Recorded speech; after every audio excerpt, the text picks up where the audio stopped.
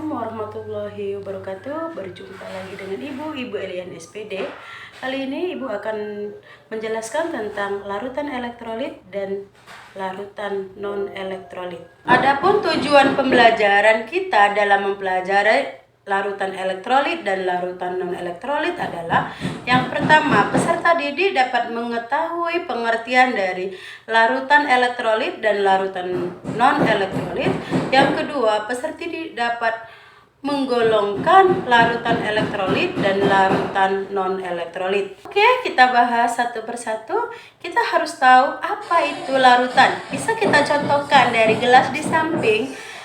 Itu merupakan contoh dari suatu larutan. Larutan adalah campuran homogen antara zat pelarut dan zat terlarut. Berikutnya kita akan membahas tentang penggolongan larutan. Berdasarkan daya hantar listrik, maka larutan terbagi menjadi dua. Yang pertama, larutan elektrolit. Yang kedua, larutan non-elektrolit. Larutan elektrolit itu terdiri menjadi larutan elektrolit kuat dan larutan elektrolit lemah. Teori ion berdasarkan Arrhenius mengatakan bahwa larutan elektrolit dapat menghantarkan arus listrik karena di dalamnya mengandung ion-ion yang bergerak bebas. Kita contohkan senyawa dari NaCl. Reaksi ionisasinya NaCl menjadi Na positif ditambah Cl minus. Nah, dalam reaksi ionisasi tersebut bahwasanya NaCl itu terionisasi secara sempurna. Begitu juga contoh berikutnya KOH. KOH reaksi ionisasinya adalah KOH menjadi K positif ditambah OH minus. Kemudian CH3COOH.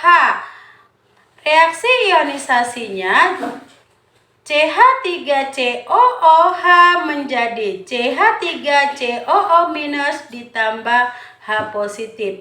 Dari ketiga contoh yang sudah Ibu sebutkan tadi, NaCl dan KOH itu merupakan elektrolit kuat dan CH3COOH merupakan elektrolit lemah. Berikutnya kita akan membahas larutan non-elektrolit.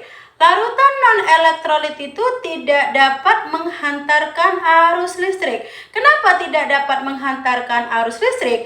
Karena tidak terdapat ion-ion yang dapat bergerak bebas. Kita contohkan yang pertama C2H2OH, reaksi ionisasinya C2H2OH aqua.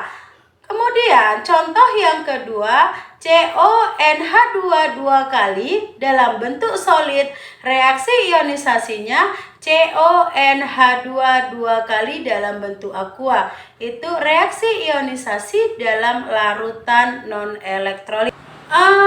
Mengapa sebagian zat dapat menghasilkan ion dan sebagian yang lainnya tidak? Kita harus bahas satu persatu. Senyawa elektrolit itu jenis ikatannya terbagi menjadi dua.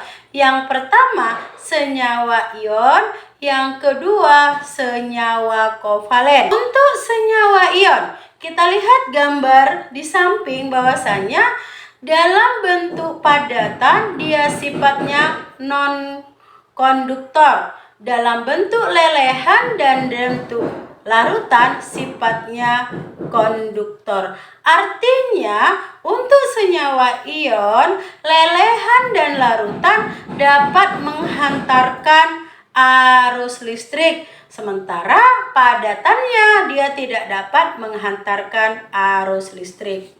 Sekarang kita beralih ke senyawa kovalen. Anak ibu harus tahu apa itu senyawa kovalen. Senyawa kovalen terbagi menjadi dua. Yang pertama senyawa kovalen polar dan senyawa kovalen non-polar. Kita contohkan untuk kovalen polar, contohnya HCl, CH3COOH. Sementara untuk kovalen nonpolar itu kita contohkan urea dan glukosa. Bagaimana sifat dari senyawa kovalen itu? Kalau untuk kovalen polar, padatan dan lelehan dia tidak dapat menghantarkan arus listrik. Yang hanya dapat menghantarkan arus listrik di kovalen polar adalah dalam bentuk larutan. Sementara kovalen nonpolar seluruhnya tidak dapat menghantarkan arus listrik karena sifatnya semuanya non-konduktor. Kita contohkan kovalen polar. Contohnya HCl. Di dalam HCl terdapat gaya tarik-menarik yang dapat memutuskan ikatan-ikatan tertentu. Saya ingatkan sekali lagi kepada anak ibu, tidak semua senyawa kovalen polar tergolong elektrolit. Berikutnya kita akan membahas tentang elektrolit kuat dan elektrolit lemah. Elektrolit kuat, sebagian besar atau semua molekulnya terionisasi, itu untuk elektrolit kuat. Derajat ionisasinya sama dengan 1. Untuk elektrolit lemah, hanya sedikit molekul yang terionisasi. Derajat ionisasinya mendekati 0. Sementara untuk non-elektrolit, tidak ada molekul yang terionisasi dan derajat ionisasinya sama dengan 0. Itulah perbandingan antara zat yang mengion dengan jumlah zat yang dilarutkan. Oke, bisa kita lihat penggolongan dari beberapa larutan. Kita lihat di samping ya, itu merupakan contoh dari penggolongan. Oke anak ibu, setelah tahu kita definisi dari larutan elektrolit dan non-elektrolit, pada saatnya kita akan menguji daya hantar listrik suatu larutan. Kita contohkan yang di samping. Nah, berdasarkan eksperimen tadi kita dapat menyimpulkan bahwasanya untuk elektrolit kuat kita bisa melihat yang pertama, lampu terang, gelembung gas yang banyak dan menghantarkan listrik. Untuk elektrolit lemah, lampu redup atau sedikit, gelembung gasnya sedikit, dan juga masih menghantarkan arus listrik. Untuk contoh dari non-elektrolit, lampu sama sekali tidak menyala, tidak ada gelembungnya, dan tidak dapat menghantarkan arus listrik. Oke anak ibu, demikian saja pembelajaran kita pada hari ini tentang larutan elektrolit dan larutan non-elektrolit. Sampai jumpa di pembelajaran ibu selanjutnya. Ibu tetap mengingatkan, di masa pandemi COVID-19, apabila anak ibu berpergian tetap menggunakan masker dan cuci tangan sebelum bepergian. Sampai jumpa lagi. Assalamualaikum warahmatullahi wabarakatuh.